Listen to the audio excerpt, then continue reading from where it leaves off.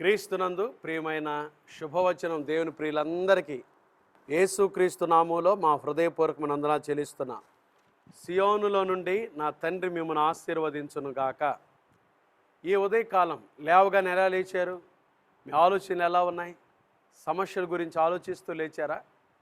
ఏదైనా ఒక విషయాన్ని గురించి చింతిస్తూ ఉన్నారా? దేవుని వాక్యం సెలవిస్తుంది, మొదట ఆయన రాజ్యమును నీతిని వెదకుడి. మొదటి స్థానం యేసయ్యకి ఇవ్వండి. యేసయ్య ఈరోజు మీ జీవితాల్లో ఘన కార్యాలు చేయబోతున్నాడు, గొప్ప కార్యాలు చేయబోతున్నాడు. యేసు ప్రభుని నమ్మండి, ప్రభు మీ జీవితంలో గొప్ప కార్యాలు చేయనుగాక. ఈరోజు శుభవచనం దేవుని వాక్యంలో నుంచి 42వ సంకీర్తన. చూడండి, ఈ కీర్తన చాలా అద్భుతమైన కీర్తన. 3వ వచనం 42వ కీర్తన. నీ దేవుడు ఏమాయనని వారు నిత్యము నాతో అనుచుండగా. దేవుడు ఏమాయను ఒకసారి కాదు, ఇది రెండవసారి కూడా 10వ వచనంలో కూడా నీ దేవుడు ఏమాయనని నా శత్రువులు దినమేళ అడుగుచున్నారు. వారు తమ దూషణల చేత నా ఎముకలు విరుచుచున్నారు. దేవుడు ఏమాయను, దేవుడు ఏమాయను. కోరహు కుమారులు రాసిన కీర్తన ఇది. దేవుడు ఏమాయను. వారి జీవితాల్లో వారి తండ్రి కోరహు భక్తి గలవాడే, ప్రభుని స్తుతించి వెంబడించిన వాడే. దేవుని సేవకులకు వ్యతిరేకంగా మాట్లాడినందుకై, దైవజనుడైన మోషేకు అహరోనుకు వ్యతిరేకంగా మాట్లాడినందుకై దేవుని కోపము వారి మీదకి రగులుకొని భూమి నెరలు విడిచి వారిని మింగివేసిందంట. కోరహు చనిపోయాడు. కోరహు చనిపోయిన తర్వాత ఇంత నష్టం జరిగింది కదా, మీ నాన్న చనిపోయాడు కదా, మీ కుటుంబంలో ఇంత బాధ జరిగింది కదా, మీ దేవుడు ఏమయ్యాడు? ఎలా బ్రతుకుతున్నారు? మీ దేవుడు ఏడి? ఎక్కడున్నాడు మీ దేవుడు అని ప్రశ్న వేసి మాట్లాడి రకరకాలుగా దూషణ మాటలు మాట్లాడుతున్నారు. చాలా సందర్భాల్లో ఉదయం లేవగానే నీ పరిస్థితి కూడా ఇలానే ఉండుండొచ్చు. ఈ ప్రశ్నతో లేచేవేమో, దేవుడేడి? Where is God? దేవుడు ఎక్కడున్నాడు? దేవుడు ఉంటే నాకు ఇట్లా జరిగేదా? నా కుటుంబంలో ఈ నష్టం జరిగేదా? నా భర్తకి ఇలా జరిగేదా? నా పిల్లలకి ఇలా జరిగేదా? నా ఇంట్లో ఇలా జరిగేదా? Where is God? దేవుడు ఏడి అనుకుంటున్నామేమో. నా ప్రియమైన దేవుని బిడ్డలారా, దేవుడు మనతోనే ఉన్నాడు. యేసు క్రీస్తు ప్రభువారు మనలో ఉండుట కొరకై మన పాప నిమిత్తమై సిలువలో మరణించి సమాధి చేయబడి మరణాన్ని జయించి తిరిగి లేచిన దేవుడు.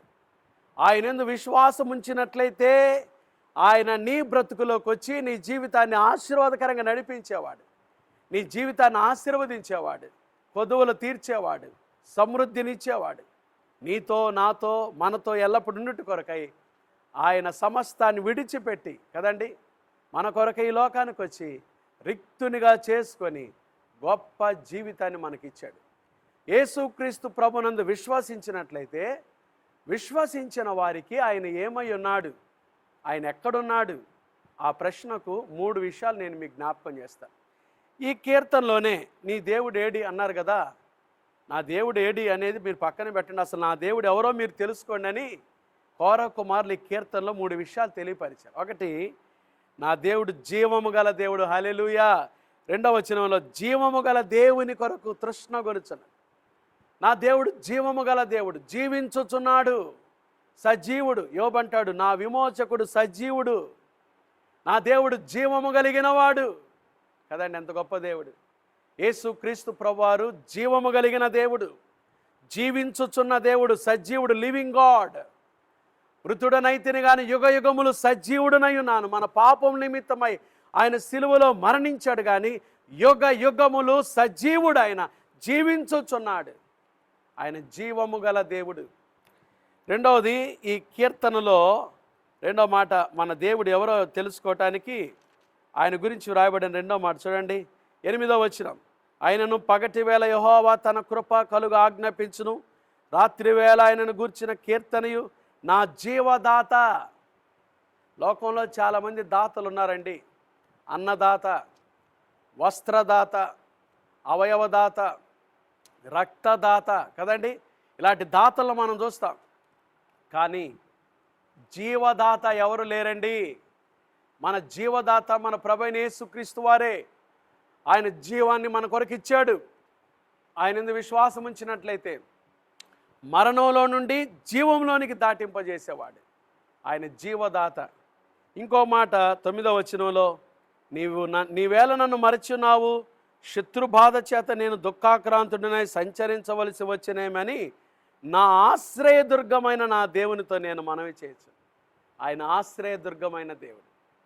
ఆయన ఆశ్రయదుర్గము, కష్టకాలంలో ఆశ్రయదుర్గముగా ఉండే దేవుడు. ఇలాంటి గొప్ప దేవుని పెట్టుకొని శత్రువులు అడుగుతున్నారని, నీ దేవుడేడి? మీ ఇంట్లో పరిస్థితులు చూస్తే చాలా భిన్నంగా ఉన్నాయి. నీ పరిస్థితి చూస్తే, నీ ఆరోగ్యం చూస్తే దినదినం క్షీణించిపోతుంది. మీ ఆర్థిక వ్యవహారాలు చూస్తే నష్టపోతున్నారు. ఎక్కడ మీకు లాభాలు లేవు. మీ పరిస్థితి దారుణంగా ఉంది. ఏడసలు మీ దేవుడేడి? ప్రార్థనకి వెళ్తారు కదా, ఆరాధనకని వెళ్తారు కదా, ఆరాధన చేస్తారు కదా, బైబిల్ చదువుతారు కదా, మోకరించి ప్రార్థన చేస్తారు. Where is your God? నీ దేవుడేడి? నా దేవుడేడి? నా దేవుడు ఎక్కడున్నాడు? నా దేవుడు నాలోనే ఉన్నాడు. నా దేవుడు జీవము గల దేవుడు. నా దేవుడు జీవదాత. నా దేవుడు నాకు ఆశ్రయదుర్గమైన వాడు. ఆయన నన్ను వదిలిపెట్టడు. ఆపత్కాలంలో నమ్ముకొనదగిన సహాయకుడు, నాకు ఆశ్రయదుర్గం ఆయన. అంత గొప్ప దేవుని నేను కలిగి ఉన్నాను. ఆయన బిడ్డగా నేను గర్విస్తున్నాను. నా కొరకు ఆయన సమస్తము ఇచ్చేవాడు, ధారాళంగా ఇచ్చేవాడు. ఆయన నా కోసం తన ప్రాణమే ఇచ్చిన యేసయ్య నా కోసం సమస్తం ఇచ్చే దేవుడని ధైర్యంగా చెప్పగలవా? నీ దేవుడేడని ఎవరైనా నిన్ను ప్రశ్నిస్తున్నారా? లేకపోతే నీ మనస్సాక్షిలో నువ్వే అనుకుంటున్నావా దేవుడు ఎక్కడున్నాడు?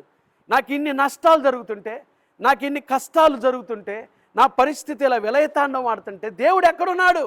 Where is my God? నీ దేవుడు ఎక్కడో లేడు, నీలోనే ఉన్నాడు. విశ్వసించు. యేసు క్రీస్తు ప్రభుని సొంత రక్షకునిగా అంగీకరించు. ఆయన సిలువ దగ్గరకు వచ్చి నీ పాపాన్ని ఒప్పుకొని విడిచిపెట్టు.